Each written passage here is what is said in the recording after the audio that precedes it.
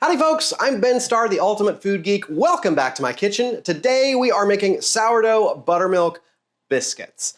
Now, y'all, I have been making biscuits almost since I was capable of standing up. Since I've been making buttermilk biscuits for most of my life, I am definitely a biscuit snob. I rarely find an acceptable biscuit at a restaurant, and that's because they don't feed you the biscuit right out of the oven. Biscuits must be eaten right out of the oven. But also when I have friends that say, oh, I'm gonna make biscuits, and then they take out a weird tube from the refrigerator, or they open this weird box of Bisquick, there is no way on earth to get my blood pressure up like seeing that, folks. Traditional buttermilk biscuits are so easy to make, it literally takes the same amount of time to make them from scratch as it does to pop open that awful container or like open a box of Bisquick. But because I have been making buttermilk biscuits for most of my life, I never incorporated sourdough, even though I've been baking with sourdough for 2 decades. But I was recently challenged by one of my friends to incorporate sourdough into a buttermilk biscuit and see if I can make a biscuit that is better than the buttermilk biscuits that I am famous for. And guess what? They turned out so incredible.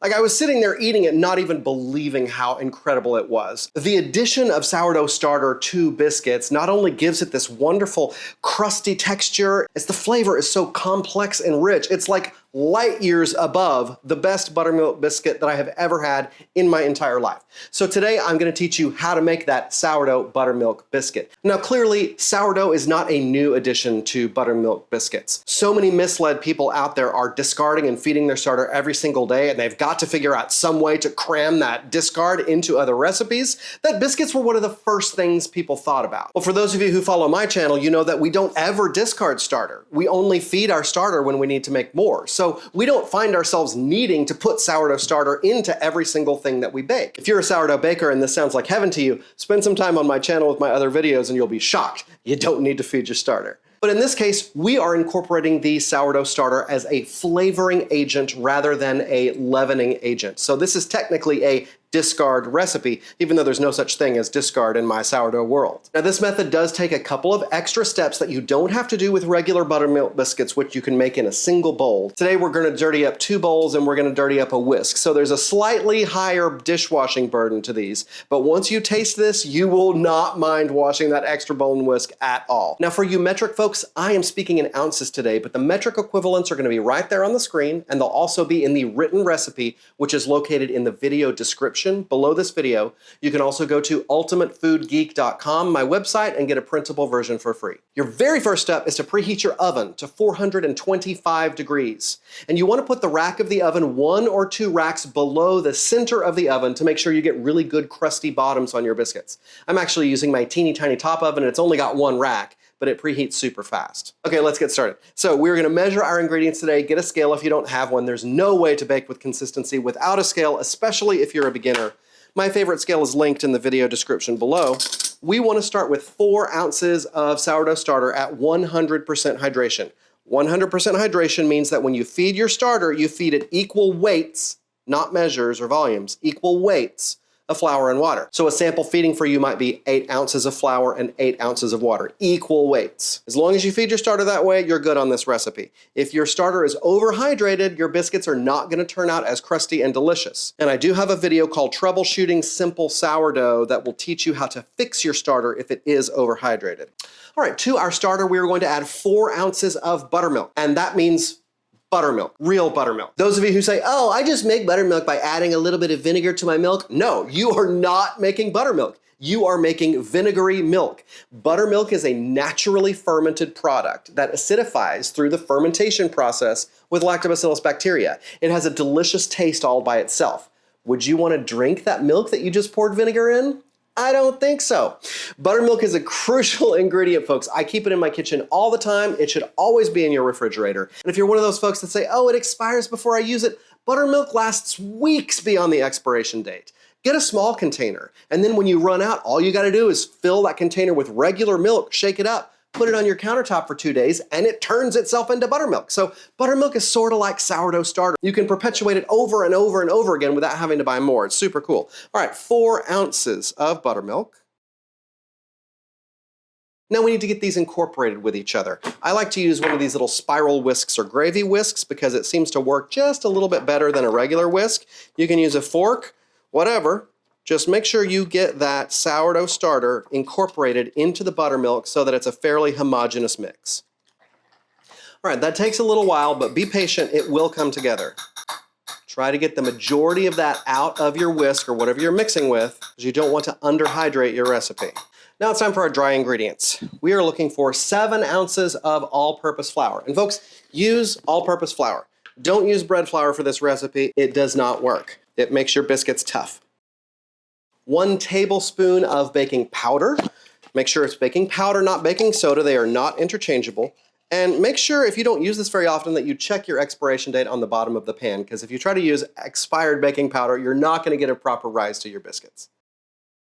And finally, a teaspoon or about 3/10 of an ounce of salt. I don't actually measure this one. It's not that important. You just need to make sure you're getting about a teaspoon in there. Now I stir this around with my fingers, but you can use a fork if you want. Now it's time to incorporate our butter, and you want the butter to be very, very cold. So I tend to put my stick of butter in the freezer for 5 or 10 minutes just before I make this recipe, just to make sure it's nice and cold. Now we are using unsalted butter today because we always bake with unsalted butter. Salted butter only has one purpose, and that's to smear on a biscuit or something else right before it goes into your mouth. We always bake with unsalted butter because we do not know how much salt is in any given measure of butter, so that we can make sure our recipe has the correct total amount of salt. So if you're somebody that only buys salted butter, stop doing that. Get unsalted butter and use it for this recipe. So I'm going to cut some little pats of butter off of this entire stick. That will help speed up the process by which the butter gets incorporated into this dough.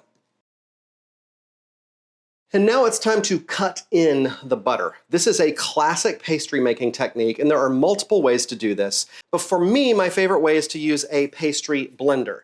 Now, I have gone through dozens of pastry blenders across my life, and I have hated almost all of them. They eventually bend or warp, they're not sturdy, even ones that I've spent quite a bit of money on. A couple of years ago, I discovered this. It's called the Perfect Pie Blender, and you can get it on Amazon. I'll put the link below, and it changed my life. It is super sturdy. These tines have never warped. They're incredibly strong. They're actually diamond shaped, so they act like little knives as you push down through. I've always been frustrated with the pastry blenders that have the little wires that are round because that doesn't cut butter very easily. If you don't have a pastry blender and don't want to get this one, there are other ways to do it. You can do it with your fingers, actually, smearing the butter and the flour together, but that's hard on your hands. Alternatively, you can take a couple of knives like this, get in there, and cut across the butter just like that, over and over and over again.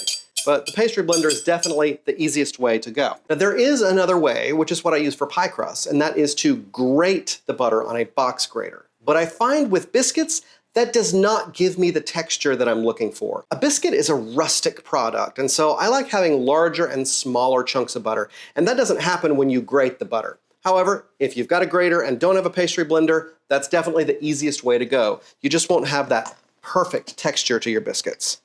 So we are going to push down and turn on this butter. It does require a little bit of arm power to do, but because we've got so many tines here slicing through that butter, it incorporates it very quickly. Every now and then scrape out that butter and get it back into the dish. Now it doesn't take more than about 30 seconds of this to get that butter to the right consistency. All right, that looks good. So you can see here, we've got some bits of butter that look sort of like tiny little pebbles, and then some that look more like little bitty crumbs. That's exactly the texture that you're going for. And now it's time to incorporate our mix of buttermilk and sourdough starter. I like to make a little bit of a well in the center of the bowl, rake all of that out. Make sure you clean that bowl good so we're getting the full amount into the mix. And then I switch to a fork. Now at this point, it becomes very easy to overwork this dough. This is a quick bread. We do not want to activate or develop the gluten because that will make the bread tough. We are relying on the chemical leavening agents in the baking powder to produce a ton of carbon dioxide as soon as we put these biscuits into the oven, which is what causes them to rise. So the less we work the dough, the better. So what we're going to do is take this fork and just drag the dry ingredients through the wet ingredients as we rotate the bowl. This is not a stirring process, just a dragging process. We have to exert a little bit more pressure as the dough starts to thicken up. And you're not going to be able to incorporate every last bit of those dry ingredients using the dragging technique. So once it looks like you're not getting any more blending, we're going to get into this bowl with our hands. Put a little bit of flour on your hand, and we're going to get in here and just kind of press this dough together. Gently, not too firm. Now we are going to begin a series of folds that are going to create the layers of our biscuit. So we're going to get underneath the dough here and flip it over about halfway down the center. And we're going to take any of that extra flour that we get from the bottom of the bowl and sprinkle it on top. Then we're going to go to the other side of the dough and fold it back over on top as well. And we see all this extra flour too that we're going to bring here on top. Now we're going to press down. I like to use the backs of my fingers to press because they are cooler than the warmer part of the inside of your hand. And we don't want any of this butter to melt before we get it into the oven. Now this recipe is fairly dry. If you've made a lot of biscuits before, it's probably drier than you're accustomed to. Don't worry. That is what creates this incredibly delicious crusty outside on the biscuit and then a moist fluffy interior. All right, so we've got one of those layering steps finished. We're going to do the exact same thing again. So we're going to get down here and fold that over into the center, taking any extra flour that we've got there and sprinkling out into the middle. And then we're going to do the same to the other side, bringing it into the center. And we've still got quite a bit of flour here. That's totally fine. Now we're going to gently press that down. And now it's time to remove this to our work surface. So we're going to give a fairly generous sprinkling of flour.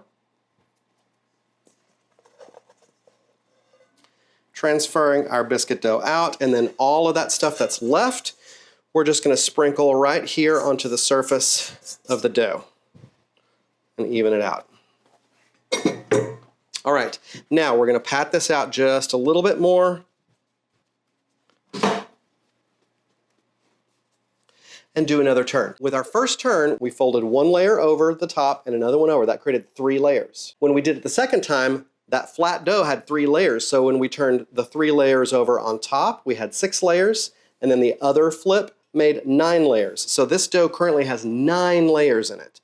We are going to now change that from 9 to 18 layers and 27 layers. So we've got 27 layers to our biscuits now. I like to stop there. Now, if you want to go all the way up to 81 layers by repeating this turn, you can, but your biscuits are going to become fractionally tougher when you do that. And the technique that you use to cut these biscuits out, you might actually be reincorporating some of the dough, which is going to make it even exponentially tougher. So I like to stop at 27 layers. For me, 27 layers is perfectly fine. And you'll see that our dough is nice and cohesive at this point. So now we want to press it out into our cutting shape. Definitely do not use a rolling pin here. The rolling pin is too tough. You want the thickness of your dough to be about 1 inch, but the shape in which you press it out sort of depends on how you're going to cut it, whether you're going to make round biscuits or square biscuits. Now, I am a biscuit traditionalist, and to me, a square biscuit is just against all of the laws of nature. It drives me crazy. But the square biscuit is the smartest way to go because you can simply make a line down the center and cut these into perfect square biscuits using a bench scraper or a knife, and then you don't have to overwork the dough to get more rounds out. So you can see you got perfect little biscuits just like this that have not had overworked dough. But because that just feels extremely unnatural to me, I am going to go ahead with the biscuit cutter. Now, the number of biscuits that this recipe yields will depend entirely on the size of your cutter. All right, once you have the biscuits out, you've got some scraps here, and it's best to, as gently as possible, work those back together into a piece where you can cut more biscuits out. I have found that my reassembled biscuits that I cut are considerably tougher once they're baked, so you want to minimize the number of times that you bring dough scraps back together to cut out more biscuits. All right, I'm going to get these onto a sheet pan. I have lined my baking sheet with one of these pre-cut parchment sheets When I discovered this, y'all, it changed my life because I absolutely hate trying to tear parchment in a straight line. It's also cheaper than the parchment rolls that you get in the supermarket because you're ordering it in bulk and you only have to order it like once a year depending on how heavily you use it. Really one of my favorite time savers in the kitchen. All right, these are going to go into a 425-degree oven for 14 minutes. Once they're beautifully browned on the top and the bottom, they can come out of the oven. That's going to take about 14 minutes, but you might need to leave yours in just a little bit longer or a little bit shorter, depending on your oven. Unlike fresh sourdough bread, biscuits need to be eaten the instant they come out of the oven, piping hot. That is when they are at their best. You can see we've got nice, beautiful layers here to our biscuits. I love seeing that steam come out of them. If you like taller biscuits, you can form more layers and cut the biscuits out thicker. But for me, I don't like to bite through a lot of soft biscuit before I get to that payload, which is the nice crunch at the bottom and the top. And as I mentioned earlier, the only purpose for salted butter is to sit at room temperature on your countertop, ready to smear onto something you're about to put in your mouth.